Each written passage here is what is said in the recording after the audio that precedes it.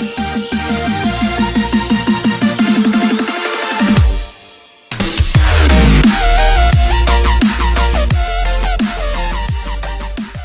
guys, welcome back to the Sweaty Potato Meyer RC channel. And today, guys, I wanted to go over a few things I didn't remember to mention when we went over the unboxing and the initial setup for the Baja. And so in today's video, we're gonna do I'm gonna touch on those things, and we're also gonna do the Rovan Baja quick release ATC roll cage adapter.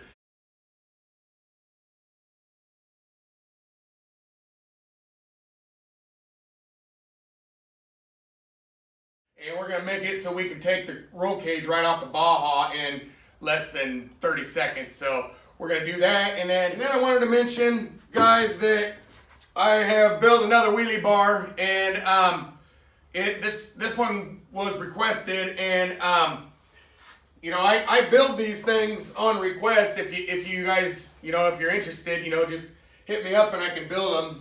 I just wanted to mention that. Okay, guys. So another thing I wanted to touch on, what I forgot to mention, was shock adjustment. And I noticed that my shocks were really, they needed more rebound or whatever, more spring in them. So I forgot to mention that, and I haven't messed with my shocks. I haven't driven it or nothing and all that stuff. I wanted to mention that.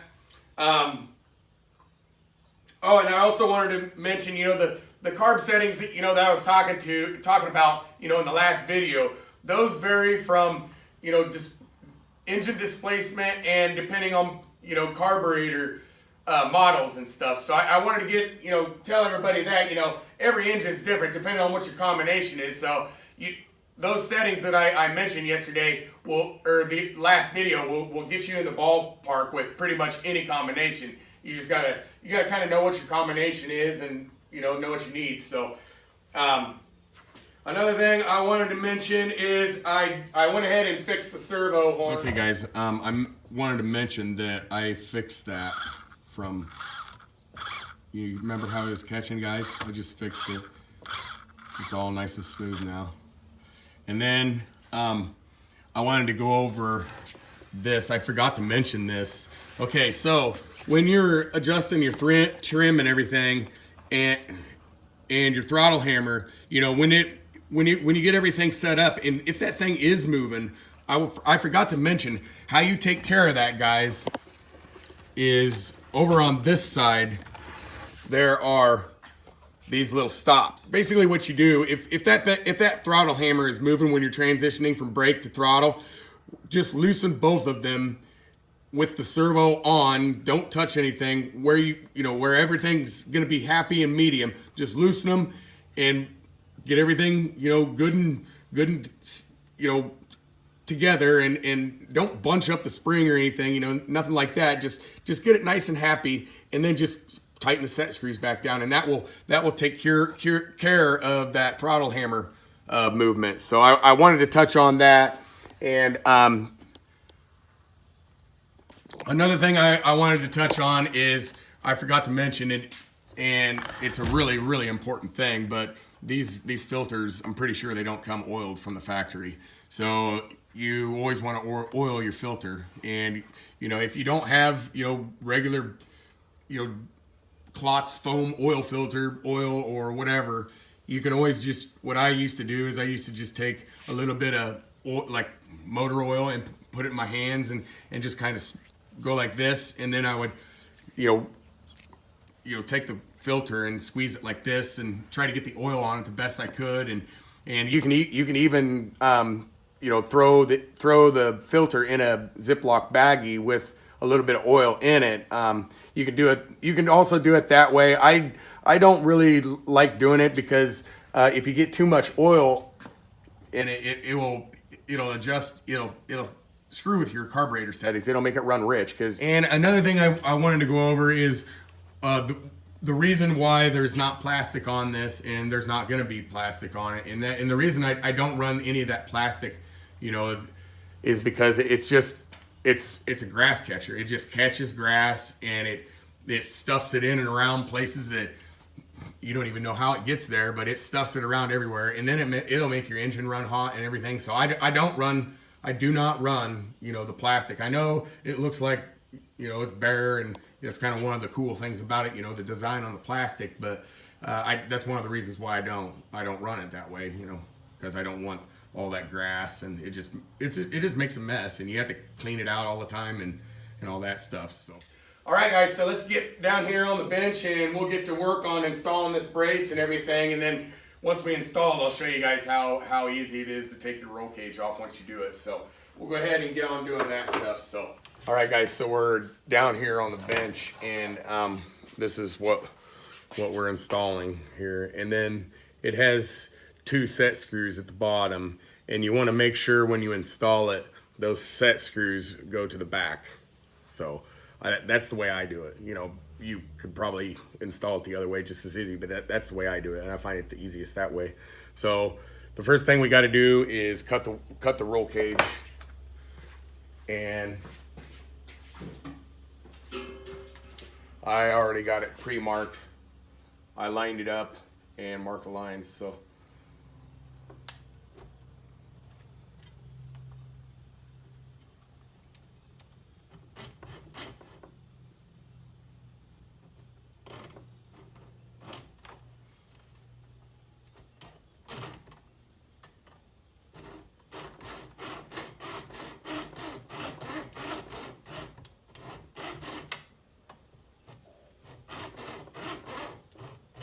Good, so now I'm going to cut one at a time. I got them both marked.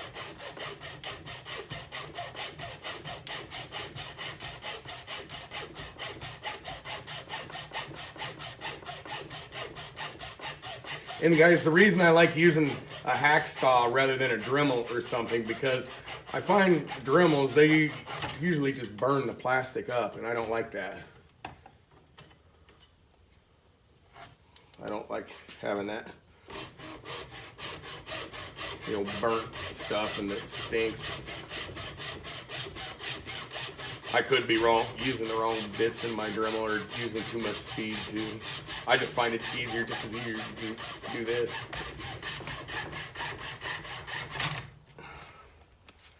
Okay, so we got that off.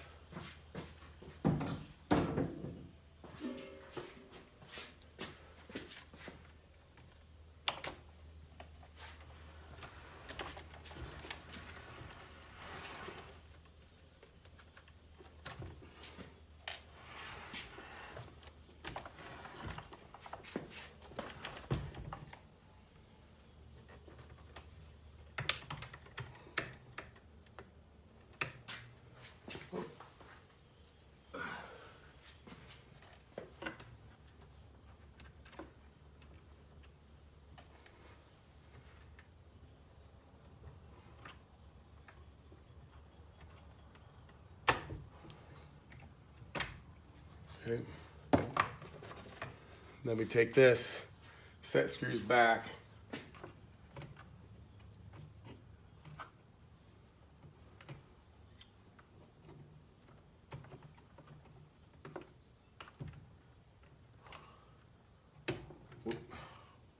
Oh yeah, the set screws down a little bit. Whoopsie.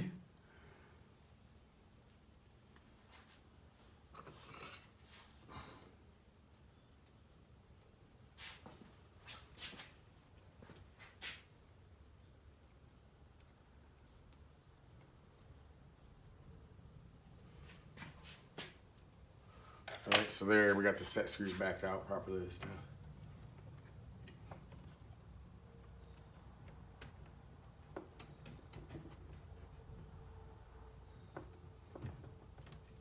Then you slide that back like that. And we're not going to tighten the set screws yet.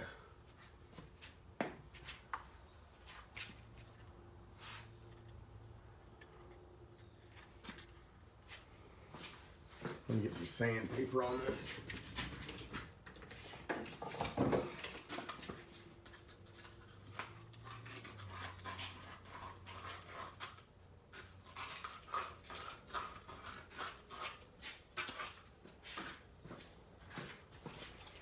All right.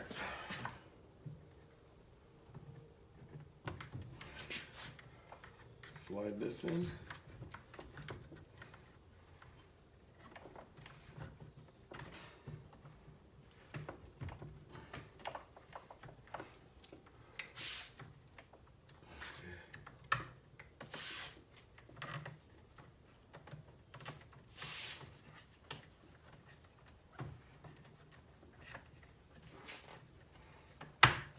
There we go. And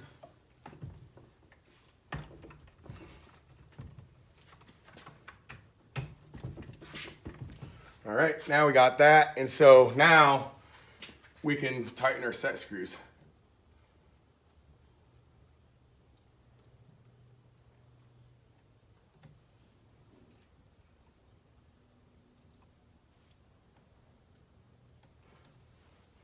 Okay, now we got that.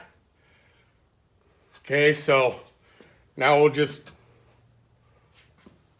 you know, to take it off now, all you have to do is do that. You pull your clips out, and you just pull this out of here like so. And of course, it's not coming right out because it's new.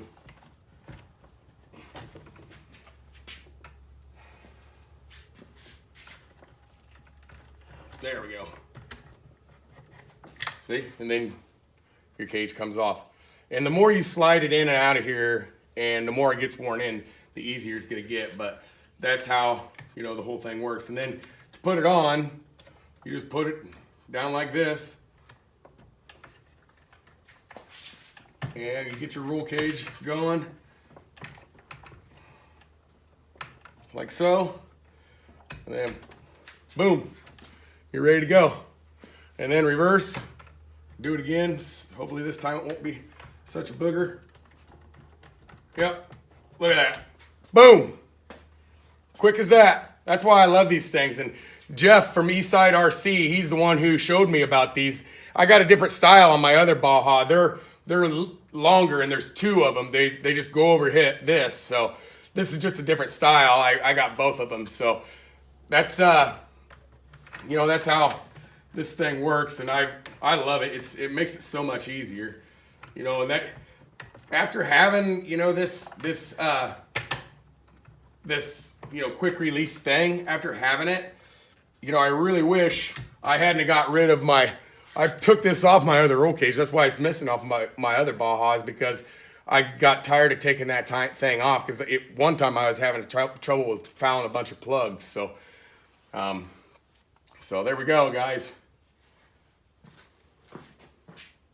All right, guys, back up off the bench, and we got that quick release roll cage adapter installed and everything, and all that stuff. So that's gonna do it for today's video, guys. We'll be dropping soon. I haven't been doing it lately because it's been like raining every day constantly. So we're getting those May showers or whatever, April showers or whatever. So we're getting a bunch of rain and everything, and we actually need it. So I'm just doing projects like this until I can get it out and get it ripped. So that's gonna do it for today's video, guys. If you liked it, make sure you give it a thumbs up. And if you haven't subscribed yet, guys, and you like what you see, you should probably do that, because this is what I do, guys. And by the subscribe button, there's a bell notification. Select that, select all. You get every upload I do. And don't forget, if there's something on your mind, leave a comment in the comments section. We'll see you guys in the next one.